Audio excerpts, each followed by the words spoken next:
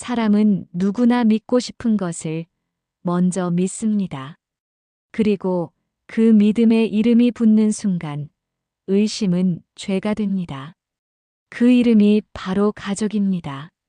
오늘 들려드릴 이야기는 사랑이라는 이름으로 시작해 책임이라는 이름으로 끝난 한 여성의 기록입니다. 주인공 이도연, 38살. 새벽 배송 물류센터에서 일하며 하루를 시작하고 해가 떠오르기 전 퇴근하는 삶을 반복해온 사람입니다. 도연의 삶은 화려하지 않았습니다. 하지만 성실했고 예측 가능했고 무엇보다 문제없는 삶이었습니다. 그녀에게 한 남자가 있었습니다. 이름은 박민규. 중소식품 유통회사 과장으로 집안은 내가 책임진다는 말을 습관처럼 하던 사람입니다. 민규는 주변에서 흔히 말하는 괜찮은 남자였습니다. 부모에게 효심 깊고 형제 문제도 묵묵히 감당하며 연인에겐 늘 미안하다 말하는 사람.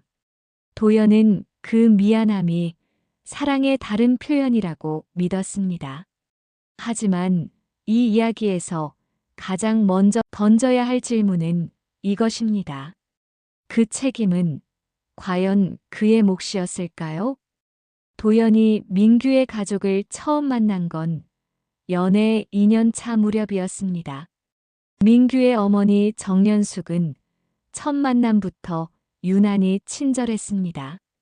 도연의 손을 오래 잡고 밥을 더 먹으라며 반찬을 챙겨주고 주변 사람들에게는 우리 며느리감이라는 말을 거리낌 없이 사용했습니다. 겉으로 보기엔 문제없는 다정한 가족처럼 보였습니다. 하지만 그 친절에는 늘 하나의 조건이 붙어 있었습니다. 우리 집 사정은 밖에 말하지 말자. 그 사정이 무엇인지는 처음엔 자세히 설명되지 않았습니다. 그저 형님이 좀 어려운 일이 있다는 말뿐이었습니다. 시간이 지나면서 그 어려운 일의 윤곽이 드러나기 시작했습니다. 민규의 형은 지인들을 상대로 한 투자건에 연루돼 있었고 그 결과 상당한 금액의 손실과 피해자들의 항의가 이어지고 있었습니다. 연숙은 말했습니다. 가족이니까 우리가 책임져야지. 그 말은 곧 도연의 삶으로 서서히 스며들기 시작합니다. 처음엔 작은 부탁이었습니다. 통장을 잠시 맡겨달라거나 급한 돈을 며칠만 빌려달라는 식이었습니다. 민규는 늘 중간에서 말했습니다. 미안해. 내가 다 갚을게. 그 말은 문제 해결의 말이 아니라 문제를 미루는 말이었습니다. 하지만 도연은 그 차이를 아직 알아채지 못했습니다. 여러분이라면 어떻게 하셨을까요? 사랑하는 사람의 가족이 도움을 요청할 때 거절할 수 있으셨나요? 도연은 조금씩 자신의 저축을 내놓기 시작했습니다. 처음엔 10만 원, 20만 원. 그 다음엔 50만 원, 100만 원. 금액이 커질수록 민규의 미안함도 깊어졌지만 해결책은 보이지 않았습니다. 도연은 스스로에게 말했습니다. 조금만 더 참으면 괜찮아질 거야. 이 정도는 내가 감당할 수 있어. 그녀는 믿고 싶었습니다. 이 어려움이 지나가면 민규와 행복한 미래가 기다리고 있을 거라고. 결혼 준비도 시작했고 작은 아파트를 알아보기도 했습니다. 그 모든 계획 속에서 도연은 현재의 고통을 미래의 행복으로 교환하고 있다고 믿었습니다. 하지만 연숙의 요구는 점점 더 구체적이 되어갔습니다. 통장 비밀번호를 알려달라는 요청, 도연 명의로 물건을 구매해달라는 부탁, 심지어 도연의 신용카드를 빌려달라는 요청까지. 매번 급한 일이라는 이유가 붙었고 매번 금방 갚는다는 약속이 따라왔습니다. 도연은 그 약속들이 지켜지지 않는다는 걸 알면서도 계속 응했습니다. 거절하면 민규가 난처해질 것 같았고 민규가 난처해하면 자신이 이기적인 사람처럼 느껴졌습니다. 그래서 도연은 계속 조금만 더를 선택했습니다. 어느 날 저녁 민규는 도연에게 조심스럽게 말을 꺼냈습니다. 형의 상황이 심각해져서 당분간 결혼 준비를 미뤄야 할 것 같다고. 도연의 가슴이 철렁 내려앉았지만 그녀는 이해한다고 대답했습니다. 민규는 안도한 표정을 지었고 도연은 그 안도가 자신을 향한 것인지 상황을 모면한 것인지 구분할 수 없었습니다. 그날 밤 도연은 처음으로 눈물을 흘렸습니다. 하지만 그 눈물의 의미조차 정확히 알 수 없었습니다. 슬픔인지 분노인지 아니면 그저 지친 것인지 도연은 그저 조금만 더 버티면 된다고 스스로를 다독였습니다. 선희는 그렇게 조금씩 의무로 변해가고 있었습니다. 선희는 반복되면 어느 순간부터 의무가 됩니다. 도연의 통장은 가족의 임시 금고가 되어갔습니다. 빌린다는 말 대신 잠깐 맡긴다는 표현이 사용됐고 갚는다는 말 대신 곧 정리된다는 말이 반복됐습니다. 민규는 겉으로는 말렸습니다. 하지만 행동으로는 한 번도 막지 않았습니다. 도연은 그 점을 이상하게 느끼면서도 굳이 묻지 않았습니다. 사랑하는 사람을 의심하는 순간 관계는 이미 금이 간다는 걸 알고 있었기 때문입니다. 하지만 의심을 미룬 대가는 생각보다 컸습니다. 도연은 점점 자신의 삶이 아닌 누군가의 문제를 대신 살아가고 있다는 것을 느끼기 시작했습니다. 자신의 미래 계획보다 가족의 수습 일정이 먼저였고 자기 통장 잔고보다 형님의 상황이 더 중요해졌습니다. 이 순간 여러분은 이미 알고 계실 겁니다. 도연이 놓치고 있는 것을. 그녀는 아직 모르지만 이 관계에서 그녀의 역할은 이미 정해져 있었습니다. 연숙은 종종 말했습니다. 너는 참 착하다. 요즘 같은 세상에 보기 드문 아이야. 그 말은 칭찬처럼 들렸지만 실상은 거절하지 않을 사람이라는 확신의 표현이었습니다. 민규는 그 확신을 한 번도 부정하지 않았습니다. 어느 주말 도연은 민규의 집에 갔습니다. 형수도 와 있었는데 그녀는 도연을 보자마자 고마움을 표현했습니다. 도연 씨 덕분에 우리가 버티고 있어요. 그 말에 도연은 웃으며 대답했습니다. 아니에요. 당연한 일이죠. 하지만 속으로는 의문이 들었습니다. 당연하다는 건 무엇일까? 내가 감당하는 게 왜 당연한 일이 되었을까? 형수는 전혀 미안해하지 않았고 오히려 더 많은 도움을 기대하는 눈빛이었습니다. 그날 저녁 도연은 민규에게 조심스럽게 물었습니다. 우리 결혼 자금은 괜찮겠지?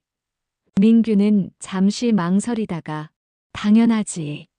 형 일만 정리되면 다 괜찮아질 거야 라고 답했습니다. 하지만 그의 목소리에는 확신이 없었습니다. 도연은 그제야 깨닫기 시작했습니다. 이 문제는 끝이 정해져 있지 않다는 것을, 그리고 끝이 없는 문제에 자신의 모든 것을 쏟고 있다는 것을. 몇 주 후 더 큰 충격이 찾아왔습니다. 도연에게 온 연숙의 전화였습니다. 목소리는 평소보다 더 다급했습니다. 형님이 피해자들과 합의를 해야 하는데 돈이 부족하다고, 대출을 받아줄 수 있겠냐고. 도연은 순간 말문이 막혔습니다. 대출은 다른 차원의 문제였습니다. 하지만 연숙은 계속 말했습니다. 우리는 나이가 있어서 안 된다. 젊은 사람이 잠깐 도와주면 된다. 금방 갚을 테니까. 도연은 거절하고 싶었습니다. 하지만 거절하는 방법을 몰랐습니다. 그녀는 생각해 볼게요라고 대답하고 전화를 끊었습니다. 그날 밤 도연은 민규에게 연숙의 전화에 대해 말했습니다. 민규는 난처한 표정을 지었습니다. 미안해. 어머니가 또 그러셨구나. 그게 전부였습니다. 설득도 거절도 하지 않았습니다. 그저 난처해할 뿐이었습니다. 도연은 그 침묵에서 처음으로 명확하게 깨달았습니다. 이 집안에서 자신은 보호 대상이 아니라 조정 가능한 자원이라는 사실을, 필요할 때 사용되고 소진되면 버려질 존재라는 것을. 그날 밤 도연은 잠들지 못했습니다. 사랑을 믿기엔 너무 불안했고 떠나기엔 이미 너무 깊이 들어와 있었습니다. 절망이란 선택지가 사라진 게 아니라 모든 선택이 나를 해칠 때 비로소 시작됩니다. 여러분이라면 이 순간 어떤 선택을 하셨을까요? 결심은 선언되는 순간이 아니라 아무에게도 말하지 않은 조용한 밤에서 시작됩니다. 도연은 그날 이후 기록을 시작했습니다. 돈의 흐름, 요구의 시점, 말의 앞뒤가 바뀌는 순간들. 그 기록은 복수를 위한 무기가 아니라 현실을 직시하기 위한 장치였습니다. 사람은 종종 자신이 겪는 일을 이야기로 정리해야 비로소 이해할 수 있습니다. 도연은 이해하고 싶었습니다. 왜 자신만 계속 양보해야 하는지, 왜 사랑은 늘 자신의 몫으로만 증명되어야 했는지. 기록을 시작한 지 일주일 만에 도연은 충격적인 사실을 발견했습니다. 지난 1년간 자신이 내준 돈이 총 1,500만 원이 넘었습니다. 적립식으로 모은 결혼 자금, 비상금, 부모님께 물려받은 약간의 돈까지. 그 돈은 모두 민규 가족의 문제 속으로 사라졌습니다. 그리고 그 이해는 하나의 결론으로 이어졌습니다. 이 관계는 누군가의 선에 위에 서 있다. 그 누군가는 늘 자신이었습니다. 도연은 그때부터 더 이상 질문하지 않았습니다. 대신 관찰했습니다. 민규가 문제 앞에서 어떤 선택을 하는지, 연숙이 위기 앞에서 누구를 먼저 내세우는지, 그리고 확인했습니다. 이 가족에게 가장 쉬운 선택은 항상 도연이 감당하는 것이었습니다. 어느 날 연숙이 전화를 걸어왔습니다. 이번엔 도연 명의로 휴대폰을 개통해달라는 요청이었습니다. 형님이 쓸 거라고, 일시적이라고. 도연은 차분하게 대답했습니다. 죄송하지만 그건 어려울 것 같아요. 전화기 너머로 침묵이 흘렀습니다. 연숙의 목소리가 달라졌습니다. 우리가 얼마나 너한테 잘해줬는데 이럴 거야? 그 말에는 실망과 비난이 섞여 있었습니다. 도연은 이제 그 말들이 무엇을 의미하는지 알았습니다. 그것은 애정이 아니라 거래였습니다. 우리가 잘해준 만큼 너는 희생해야 한다는. 도연은 조용히 말했습니다. 어머니, 저도 제 삶이 있어요. 전화를 끊은 후 도연은 이상하게도 마음이 편안해졌습니다. 처음으로 자신을 위한 선택을 한 것 같았습니다. 하지만 민규의 반응은 달랐습니다. 그날 저녁 도연을 만난 민규는 화가 나 있었습니다. 어머니한테 왜 그렇게 말했어? 조금만 도와주면 되는데. 도연은 조용히 물었습니다. 조금이 얼마야? 그리고 언제까지야? 민규는 대답하지 못했습니다. 그는 구체적인 계획도 명확한 끝도 없이 그저 도연의 희생이 계속되기를 바라고 있었습니다. 여러분은 이미 알고 계실 겁니다. 이 관계가 어디로 향하고 있는지. 도연은 그날 밤 결심했습니다. 더 이상 이 관계에 자신을 맞추지 않기로. 사랑을 증명하기 위해 자신을 희생하지 않기로. 그 결심은 조용했지만 확고했습니다. 그 후 도연의 태도는 달라졌습니다. 더 이상 설명하지 않았고, 더 이상 설득하지 않았으며, 대신 기다리기 시작했습니다. 사람은 스스로 드러낼 시간을 주면 반드시 본심을 보여줍니다. 도연은 이제 관찰자가 되었습니다. 그리고 그 관찰은 그녀에게 명확한 진실을 보여주기 시작했습니다. 이 가족은 문제를 해결하려는 게 아니라 문제를 전가할 대상을 찾고 있었다는 것을. 며칠 후 민규가 다시 찾아왔습니다. 이번에는 부드러운 목소리였습니다. 도연아, 우리 이제 곧 결혼할 건데 이러면 안 되지 않아? 하지만 도연은 알았습니다. 그 결혼이라는 말이 그녀를 묶어두는 사슬이라는 것을. 도연은 차분하게 대답했습니다. 결혼은 서로를 지켜주는 거야. 한 사람만 희생하는 게 아니라.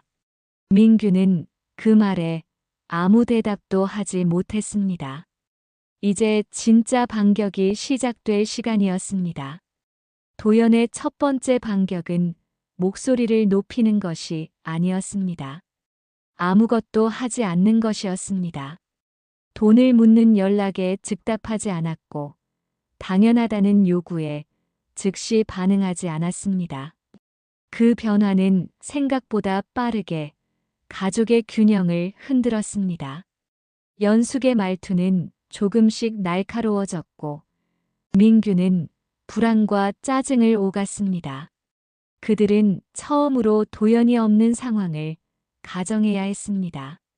그리고 그 가정은 그들에게 불편한 질문을 던졌습니다.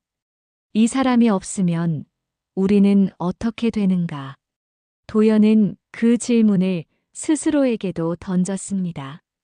답은 명확했습니다. 나는 살아남는다. 그 깨달음은 도연을 강하게 만들었습니다. 더 이상 사랑을 증명하기 위해 자신을 희생하지 않아도 된다는 확신. 어느 날 저녁, 연숙이 직접 도연을 찾아왔습니다. 이번엔 눈물까지 보였습니다. 도연아, 우리 형님이 정말 힘들어하고 있어. 내가 조금만 도와주면 이 모든 게 끝나. 제발 부탁이야. 하지만 도연은 이미 알고 있었습니다. 이 말이 거짓말이라는 것을. 형의 문제는 단순히 돈으로 해결될 수 있는 게 아니었고, 설령 지금 해결되더라도 또 다른 문제가 생길 거라는 것을. 도연은 조용히 말했습니다. 어머니, 저도 미래를 생각해야 해요. 연숙의 표정이 굳어졌습니다.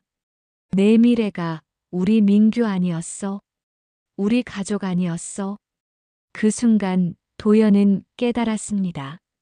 이 가족에게 그녀의 미래란 그들의 문제를 해결해주는 도구에 불과했다는 것을. 연숙은 계속 말했습니다. 우리가 너한테 얼마나 잘해줬는데 이제 와서 이럴 거야? 여러분이라면 이 말을 듣고 어떻게 반응하셨을까요?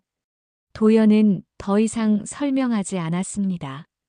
그저 죄송하지만 저도 제 삶이 있어요 라고만 말하고 자리를 떴습니다.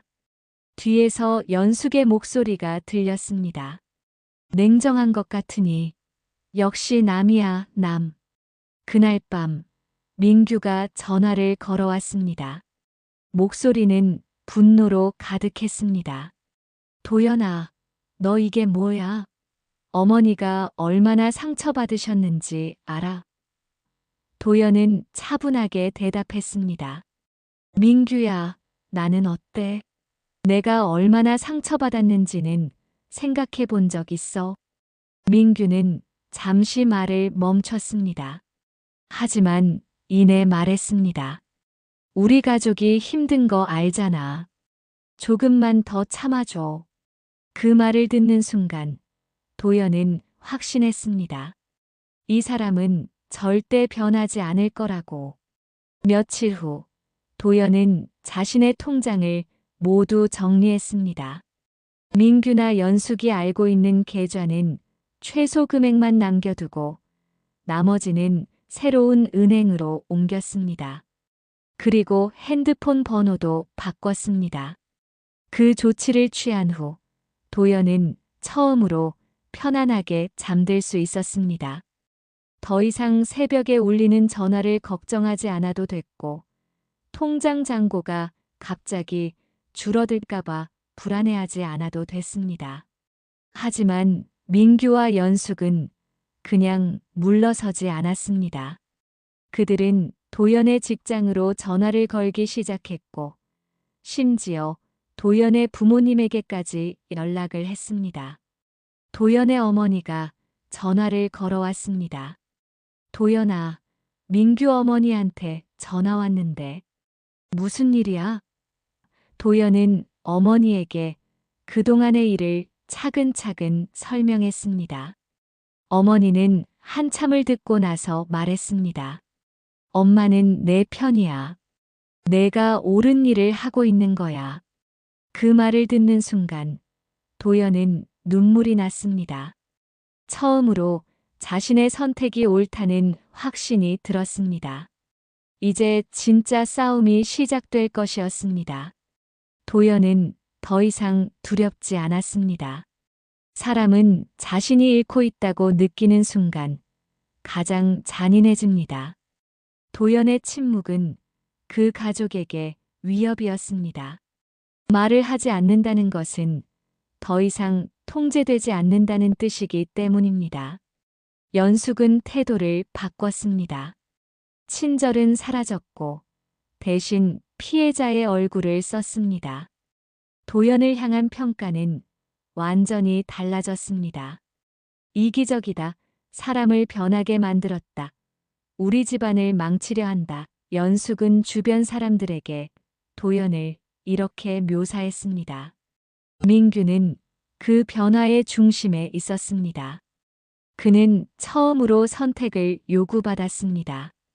그리고 그 선택은 도연이 아닌 가족의 언어로 설명되는 선택이었습니다. 민규는 점점 도연에게 책임을 묻기 시작했습니다. 왜 이해해주지 않느냐? 왜 지금 빠져나가려 하느냐? 왜 이 타이밍이냐? 그 질문들은 모두 한 방향을 가리키고 있었습니다.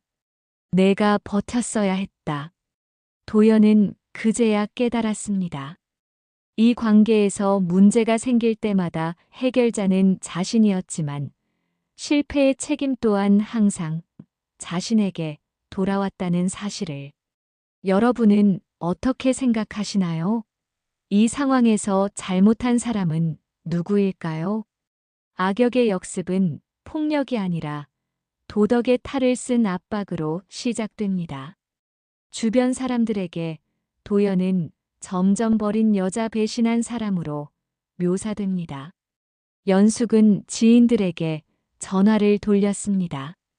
우리가 그렇게 잘해줬는데 배신당했다고. 민규의 친구들까지 도연에게 연락을 해왔습니다. 민규가 얼마나 힘들어하는지 아냐? 가족이 어려울 때 도와주는 게 당연한 거 아냐? 그들은 도연의 이야기는 들으려 하지 않았습니다. 그저 민규가 전한 이야기만을 믿었습니다. 어느 날 도연은 회사 앞에서 민규를 마주쳤습니다. 민규는 초췌해 보였습니다. 그는 도연에게 다가와 말했습니다. 도연아, 우리 다시 시작할 수 없을까? 내가 잘못했어. 앞으로는 달라질게. 하지만 도연은 그 말 뒤에 숨겨진 진실을 알았습니다. 달라지겠다는 건 문제 해결 방법을 바꾸겠다는 게 아니라 도연을 다시 끌어들이겠다는 의미였습니다. 도연은 조용히 말했습니다. 민규야, 이제 내 삶을 살고 싶어. 민규의 표정이 굳어졌습니다. 내가 이러면 나는 어떡하라고? 우리 가족은? 도연은 차분하게 대답했습니다. 그건 내가 해결해야 할 일이야. 나는 더 이상 내 가족의 문제를 짊어질 수 없어. 그날 이후 연숙은 더욱 공격적으로 변했습니다. 도연의 직장으로 찾아와 소란을 피우기도 했습니다. 우리 아들 인생 망쳐놓고 도망가려고. 도연은 경비에게 도움을 청했고 연숙은 결국 쫓겨났습니다. 하지만 도연은 더 이상 설명하지 않았습니다. 그녀는 이미 알고 있었기 때문입니다. 이 싸움은 감정의 싸움이 아니라 구조의 싸움이라는 것을, 그 구조를 바꾸는 유일한 방법은 그 구조에서 빠져나오는 것이라는 걸. 결전은 큰 사건으로 시작되지 않았습니다. 도연은 그저 하나의 선택을 했을 뿐입니다. 모든 지원을 완전히 끊는 것. 금전적 지원, 정서적 완충, 중재자의 역할. 그 모든 것을 단번에 내려놓았습니다. 그 순간 가족은 무너졌습니다. 형의 문제는 더 미뤄지지 않았고 연숙의 통제는 외부의 현실 앞에서 무력해졌습니다. 민규는 처음으로 아무도 대신해주지 않는 자신의 문제를 직면해야 했습니다. 몇 주 후 민규가 다시 찾아왔습니다. 이번에는 사과도 약속도 없이 그저 이제 와서 어떡하냐는 말뿐이었습니다. 도연은 그 말을 듣고 확신했습니다. 이 사람은 함께 서려는 사람이 아니라 기댈 대상을 찾는 사람이었다는 것을. 도연은 차분하게 말했습니다. 민규야, 나는 내 버팀목이 아니야. 나도 지켜져야 할 사람이야. 민규는 이해하지 못하는 표정이었습니다. 그는 평생 누군가가 자신을 받쳐주는 삶을 살아왔기 때문에 서로 지탱하는 관계가 무엇인지 몰랐습니다. 민규는 마지막으로 물었습니다. 그럼 우리 지난 시간은 뭐였어? 다 거짓말이었어? 도연은 고개를 저었습니다. 거짓말은 아니었어. 하지만 균형이 맞지 않았어. 나만 주고, 나만 참고, 나만 희생했어. 그건 사랑이 아니야. 최후의 결전은 언성을 높이는 순간이 아니라 도연이 돌아서서 문을 닫는 순간이었습니다. 그 문은 민규와의 관계만이 아니라 그동안 도연이 떠안아왔던 모든 역할을 함께 닫았습니다. 구조가 무너지자 관계도 함께 끝났습니다. 그날 이후 도연은 법적 조치를 취했습니다. 자신의 명의로 나간 돈에 대한 차용증을 요구했고 갚지 않으면 법적 절차를 밟겠다고 통보했습니다. 연숙과 민규는 당황했습니다. 그들은 도연이 끝까지 가지 않을 거라고 믿었습니다. 하지만 도연은 더 이상 물러서지 않았습니다. 변호사를 통해 정식으로 채권 회수 절차를 시작했습니다. 물론 돈을 다 돌려받을 가능성은 낮았습니다. 중요한 건 돈이 아니었습니다. 자신의 존엄을 지키는 것이었습니다. 민규는 마지막으로 한 번 더 연락을 해왔습니다. 뻑까지 가는 건 너무한 거 아니야? 우리 그래도 사랑했잖아. 도연은 차분하게 대답했습니다. 진짜 사랑했다면 나를 이렇게까지 몰아가지 않았겠지. 전화를 끊고 난 후 도연은 창밖을 바라보았습니다. 봄이 오고 있었습니다. 새로운 계절, 새로운 시작.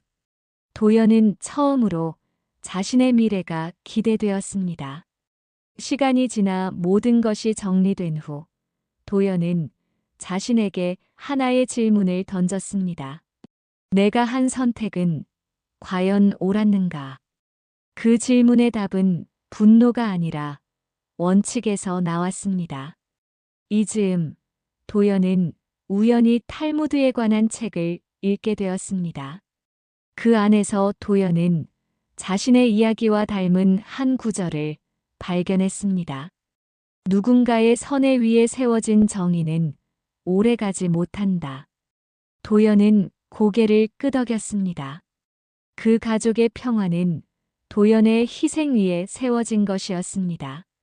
그것은 진짜 평화가 아니라 일시적인 균형일 뿐이었습니다. 탈무드에는 또 다른 구절도 있었습니다. 책임은 가장 약한 사람에게 전가되어서는 안 된다.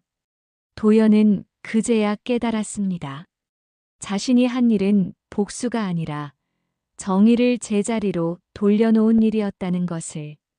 가족이라는 이름으로 면제되던 책임을 각자의 자리로 되돌려 놓은 것.